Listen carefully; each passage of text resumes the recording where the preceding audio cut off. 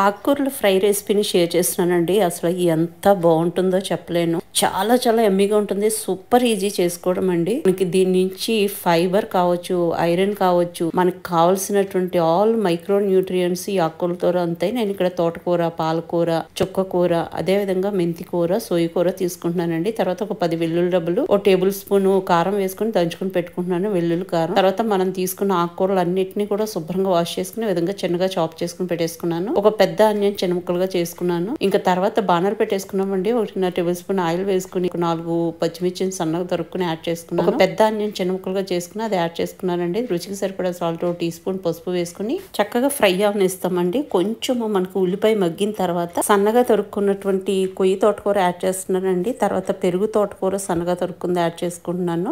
పాలకూర యాడ్ చేసుకుంటున్నాను. ఇప్పుడు ఈ పాలకూర, తోటకూర అనేది కొంచెం ఎక్కువ రేషియోలో యాడ్ చేసుకుంటున్నాం అనమాట. తర్వాత ఇక్కడ వచ్చేసి మెంతికూర యాడ్ చేసుకున్నానండి, సన్నగా తరుక్కుంది. అదేవిధంగా చుక్కకూర యాడ్ చేసుకున్నాను.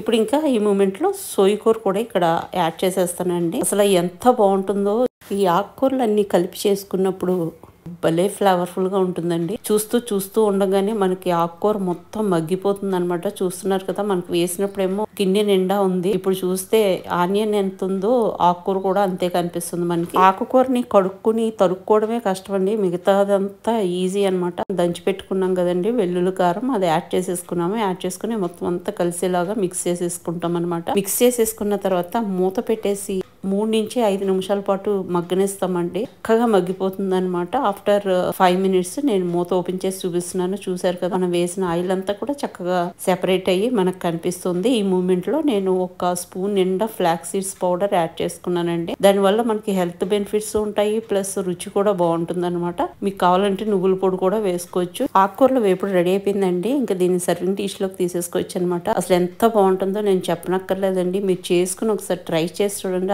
అద్భుతంగా ఉంటుందన్నమాట. వీటిలో ఉన్నటువంటి హెల్త్ బెనిఫిట్స్ అన్ని మనం పొందిన వాళ్ళం అవుతాము. తోటకూర, పాలకూరలోని కమ్మదనం, చుక్కకూరలోని ఆ పుల్లదనం, మెంతి కూరలోని ఆ స్లైట్ చేదుదనం, అదే విధంగా సోయ కూరలోని ఆ ఫ్లేవర్ అన్ని కలిసి అద్భుతంగా ఉంటుందండి. కర్రీ డెఫినెట్ గా ట్రై చేసి చూడండి. ఇంకా వేడి వేడి అన్నంలో ఈ ఆకుకూరలు వేపుడు వేసుకుని కొంచెం నెయ్యి వేసుకుని తింటూ ఉంటే ఉంటుందండి.